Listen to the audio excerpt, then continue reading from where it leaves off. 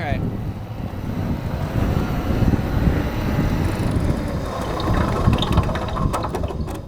Hey, you know that horrible sound you just heard when I was braking there? Yeah, we're gonna go inside and I'm gonna show you how to get rid of that. This is a brake rotor, and these are the brake pads. And normally, when they apply to each other, there shouldn't be any major sound, but when there is residue and grease and grime in between that, it does create that sound. So this is the rear brake lever, and the first thing you're gonna do is disengage the rear brake inhibitor. Put down the kickstand, turn on the bike, and then what you're gonna do is lean it while engaging the throttle. Right, you see that? And you're gonna hold those brakes down for 3 seconds at a time.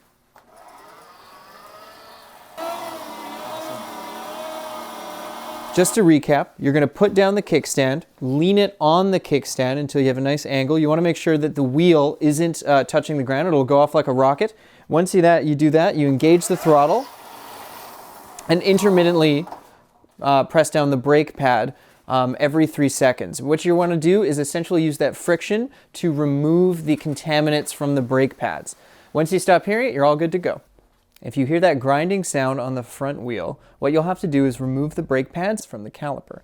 What you're going to want to do first is remove the caliper to get at the brake pads. Grab your Allen key set that comes with your bike, and essentially, just gently. You can even see the calipers in here. What you're going to want to do is unscrew these 2 bolts, and as you see, they're both loose, and then so once you have the caliper off, what you're going to want to do is, if you see this bolt here, you're going to unscrew that one with a 3mm Allen key. Pay special attention to how you are removing this caliper, as you will have to put it back on the same way. Be careful with that brake pad. You might have pieces falling out. It's important to make sure you hold on to all of it. I recommend actually having a small pan next to you to put any sort of bolts or small pieces in there. And push, and then grab from here. Okay, so what you're going to want to do is use sandpaper to get that first layer of the brake pad off. Any grade of sandpaper will do. Just kind of give it a little 20 to 30 seconds.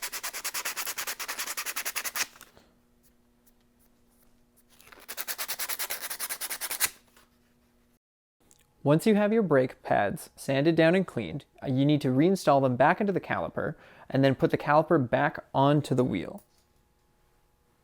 So that's how you take care of that grinding sound.